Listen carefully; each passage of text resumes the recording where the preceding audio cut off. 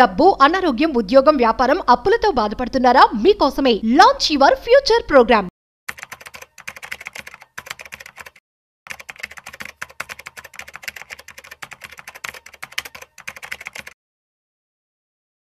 Breaking news, SEBI Reliance అదేవిధంగా BlackRock joint వెంచర్ని SEBI approve చేస్తూ బ్రోకర్ లైసెన్స్ అనేది ఆమోదించడం జరిగింది. సో దీనికి సంబంధించి పూర్తి సమాచారం మనతో చెప్పడానికి ఇవాళ మనతో ఫినాన్షియల్ ఎక్స్పర్ట్ శ్రీరామచంద్రమూర్తి గారు ఉన్నారు. సో వారి మాటల్లో మరింత సమాచారం అడిగి తెలుసుకుందాం. సో హాయ్, హలో, నమస్తే, వెల్కమ్ టు సుమన్ టీవీ. నేను మీ రాజీవ్ పసుపులేటి.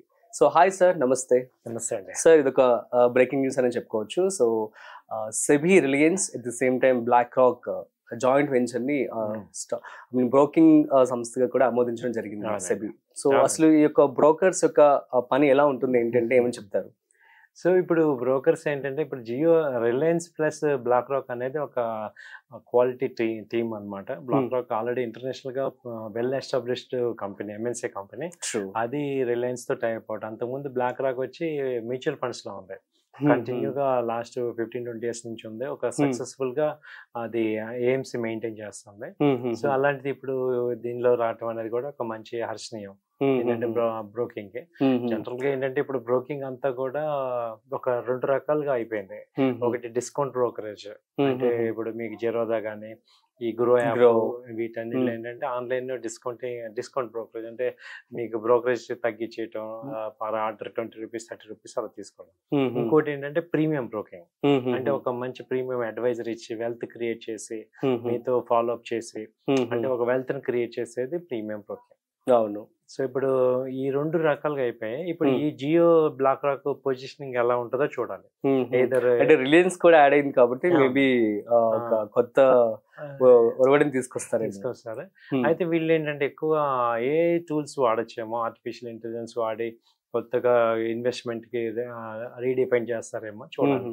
సో అయితే ఒక వెల్కమ్ మార్పే మంచి ఛాన్స్ ఉంది. సో వాళ్ళ ఇప్పుడు ఇవాళ ఏ బ్రోకర్ అయినా కానీ మెయిన్ రోల్ ఏంటంటే వాళ్ళు ఇన్వెస్టర్స్ కి హెల్ప్ చేయటం, వాళ్ళ ఫండ్స్ గ్రో అయ్యేటట్టు మంచి క్వాలిటీ అడ్వైజ్ ఇస్తే ఆటోమేటిక్ గా రెస్పెక్ట్ ఉంటది వాళ్ళకి. ట్రూ. సో ఇక మనం ఎమోషనల్ ట్రేడింగ్ గురించి మాట్లాడుకుందాం సార్. సో చాలా మంది కూడా ఎవరో చెప్పారని చెప్పి, సో లేదంటే తన దగ్గర డబ్బులు లేవని చెప్పి ఆన్ ద స్పాట్ అనుకొని అప్పటికప్పుడు ఇన్వెస్ట్మెంట్ చేసేస్తూ ఉంటారు. At the same time so ఎలా ఇన్వెస్ట్మెంట్ చేయాలి ఏంటి, ఒకవేళ ఫ్రెషర్ గా ఎవరైతే స్టాక్ మార్కెట్ లో పెట్టుబడి పెట్టాలనుకుంటున్నారనుకో, సో వాళ్ళకి ఏం చెప్తారు మీరు?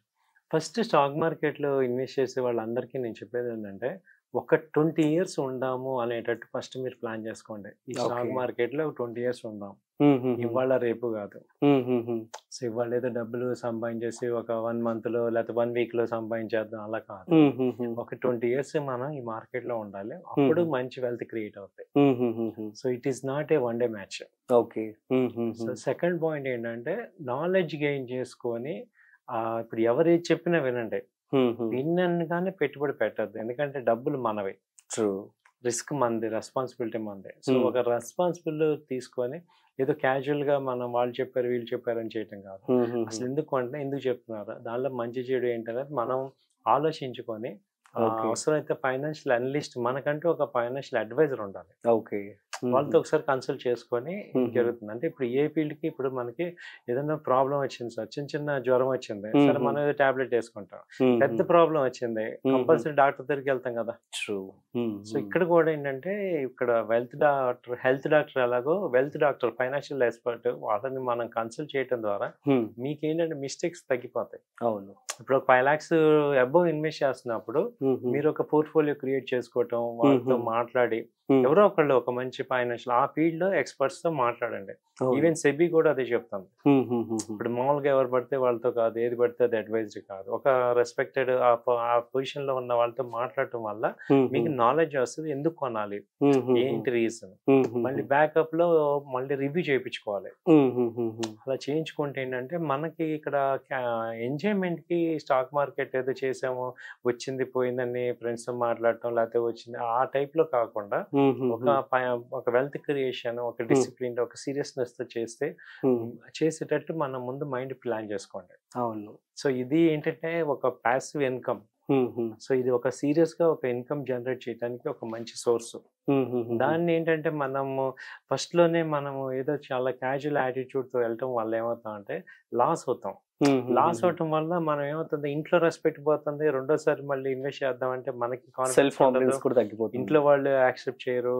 ఫెయిల్యూర్ ఎలా ఉంటది అంటే క్యాజువల్ గా చేసేది దాని వల్ల ఫెయిల్యూర్ అవటం వల్ల మీకు రేపు పొద్దున సీరియస్ వెల్త్ క్రియేట్ అయ్యేటప్పుడు ప్రాబ్లం అవుతుంది. కాబట్టి ఆ చేసేది ఏదో కూడా మీరు ఒక మంచి పర్సన్ తో మాట్లాడి అడ్వైస్ తీసుకొని పర్ఫెక్ట్ గా చేస్తే ఆ సక్సెస్ వేరు. ఓకే, సో ఇక్కడ 2 క్వశ్చన్స్. ఫర్ ఎగ్జాంపుల్ నా దగ్గర డబ్బులు ఉన్నాయి, నేను జస్ట్ ఏదో యూట్యూబ్లో ఎక్కడో చూసి ఇన్వెస్ట్మెంట్ చేసేస్తున్నాను, కానీ దానికి ఒకవేళ ఆ డబ్బులు ఉండొచ్చో పోవచ్చు, బట్ సేవింగ్ అయితే ఉండాల్సి ఉంటుంది. సో ఇట్లాంటి వ్యక్తి కేసులో ఒకటి చెప్పండి. అట్ ది సేమ్ టైం ఒక అతను తెలివిగా అక్కడికి వెళ్ళి ఫైనాన్షియల్ ఎక్స్పర్ట్స్తో మాట్లాడి సేవింగ్స్ కూడా పెట్టుకొని చేస్తూ ఉంటారు. రెండిట్లో ఏది సజెస్ట్ చేస్తారు సార్ మీరు? ఫస్ట్ అతను అందరం తెలియక ఏమంటే మనం ఏమనుకుంటాం అంటే మనకి తెలుసు అనుకుంటాం. ఇప్పుడు నేను ఒక MBA ఫైనాన్స్ చదివాను, లేకపోతే నేను బీటెక్ చేశాను, నేను ఆల్రెడీ జాబ్ చేస్తున్నాను, నేను ఒక పొజిషన్ లో ఉన్నాను, సో నాకు అన్ని తెలుసు అనుకుంటాం. అవును, బట్ మనకి మన సబ్జెక్ట్ లో తెలుస్తుంది, పక్క సబ్జెక్ట్ లో తెలియదు. ఎగ్జాక్ట్లీ, అది అర్థం చేసుకోవాలి. అంటే వాళ్ళు ఏమైందంటే జనరల్ నాలెడ్జ్ కాదు, ఫోకస్డ్ నాలెడ్జ్ ఇంపార్టెంట్. ఇప్పుడు ఇవాళ ఈవెన్ అది వరకు జనరల్ మెడిసిన్ వచ్చేది, ఇప్పుడు ఏమైంది హార్ట్ అంటే హార్ట్ స్పెషలిస్ట్ అయిపోయారు, లివర్ స్పెషలిస్ట్ అయిపోయారు. అలా ఇక్కడ ఏంటంటే ఇన్వెస్ట్మెంట్ అన్నప్పుడు మనం investment short term long term అన్న స్టాక్ మార్కెట్ అన్నప్పుడు ఆ స్పెషలైజేషన్ కలవటం వల్ల మీకు క్వాలిటీ అడ్వైజ్ వస్తుంది. ఎగ్జాక్ట్లీ. మనం ఏం చేస్తున్నాం అంటే మన ఫ్రెండ్స్ కానీ అది ఒకప్పుడు వర్కౌట్ అయింది, ఒక 5 years 7 years బ్యాక్ వర్కౌట్ అయింది, ఇవాళ అవ్వట్లా. ఎందుకంటే ఏ కంపెనీ ఏ విషయంలో ఎలా ఉంటుందో తెలియట్లా. కాబట్టి ఆ కంపెనీలు దాని గురించి వర్క్ చేసే వాళ్ళతో, దాని గురించి మేము ఆ ఇండస్ట్రీలో ఉన్న వాళ్ళతో మీరు మాట్లాడటం వల్ల మీరు రిస్క్ తగ్గిపోతుంది, లాసెస్ తగ్గిపోతాయి, వెల్త్ క్రియేట్ అవుతాయి. అల్టిమేట్ గా మనం ఇన్వెస్ట్ చేసే దేనికి, మన డబ్బు గ్రో అవటానికి, మన వెల్త్ క్రియేట్ చేసుకోవడానికి. కాబట్టి దానికి కంపల్సరీ మనం ఒక క్వాలిఫైడ్ పర్సన్, ఒక మంచి అనలిస్ట్, సీరియస్ పర్సన్ తో మాట్లాడటం అనేది బెటర్ అన్నమాట. అరౌండ్ గా ఒక పర్సన్ తో, ఒక ఫైనాన్షియల్ ఎక్స్పర్ట్ తో సజెషన్ తీసుకోవచ్చు కదా. ఒక లాంగ్ టైమ్ జర్నీ నడవాలి అంటే సో మనకి ఎంత ఖర్చు అయ్యే ఛాన్స్ ఉంటుంది ఒక కామన్ హ్యూమన్ బీయింగ్ కి? ఇప్పుడు ఖర్చు అంటే ఇక్కడ ఒకటి ఉంది సార్. ఇప్పుడు మనము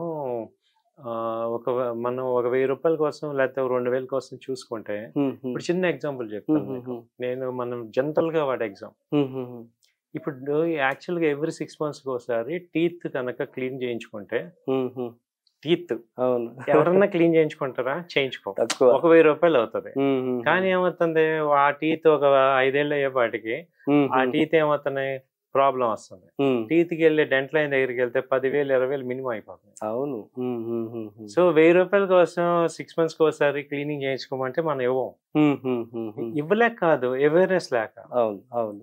రూట్ కెనాల్ అనగానే 10,000 12,000 వెళ్ళిపోతుంది. అటు ప్రాబ్లం టీత్ పోగొట్టుకుంటున్నాం, అటు పెయిన్ ఫేస్ చేస్తున్నాం, మరి ఏం చేస్తున్నాం? అదే ఇప్పుడు ఒకప్పుడు అది ఓకే, ఇవాళ మేము చెప్పేది ఏంటంటే మా కాలంలో అది అయింది, బట్ మేము ఉన్నాం కాబట్టి మేము మీకు ఏంటంటే అవేర్నెస్ చేస్తున్నాం. అవును, నిజంగా చెప్తున్నా, ఎవ్రీ 6 months ఒకసారి టీత్ వెళ్ళండి. అవును, అది 1000 రూపాయల కోసం చూసుకుంటే మన టీత్ మళ్ళీ రావు. అలాగే మనీ కూడా అంతే, ఒకసారి పోగొట్టుకుంటే రాదు. అవును, పోగొట్టుకోవడం చాలా ఈజీ, అది గుర్తుపెట్టుకోండి. అది తెచ్చుకోవడం చాలా కష్టం. ఒక 1000-2000 ఫైనాన్షియల్ ఎక్స్పర్ట్ కోసం చూసుకుంటే ఇక్కడ లక్షలు పోతున్నాయి. ప్లస్ ఒక్కసారి ఫెయిల్ అయితే ఆ ఇంపాక్ట్ ఇంట్లో ఉంటుంది, మళ్ళీ రీఇన్వెస్ట్ చేయలేము. ఆ పెయిన్, ఆ ఫెయిల్యూర్ అనేది ఏమవుతుందంటే చాలా మంది మీద ఇంపాక్ట్ అవుతుంది. మీరు మనం ల్యాక్ ఆఫ్ నాలెడ్జ్ వల్ల మార్కెట్ ని మొత్తం నెగిటివ్ చెప్తున్నాం. అవును. సో నా పాయింట్ ఏంటంటే ఆ వెళ్ళేది ఏదో రైట్ అప్రోచ్ వెళ్ళండి, మంచి వెల్త్ క్రియేట్ అవుతుంది. ఇప్పుడు ఈ మార్కెట్ చాలా బాగుంది, ఇండియన్ మార్కెట్ చాలా మందికి మంచి అసెట్స్ ఇచ్చే, మన రీటైల్ క్లయింట్స్ కి ఇవ్వలేదు. కాబట్టి మీ అందరికి చెప్పేది ఏంటంటే use a right advice, right persons తో మీట్ అవ్వండి, రైట్ రిజల్ట్స్ వస్తాయి. Okay sir, super, thank you so much. So guys, అర్థమైంది కదా. సో జాగ్రత్తగా మరి పెట్టుబడి చేసుకోండి. And that's it. సో మరొక ఇంట్రెస్టింగ్ కాంటెంట్ తో మళ్ళీ కలుద్దాం. అంతవరకు చూస్తూనే ఉండండి సుమన్ టీవీ.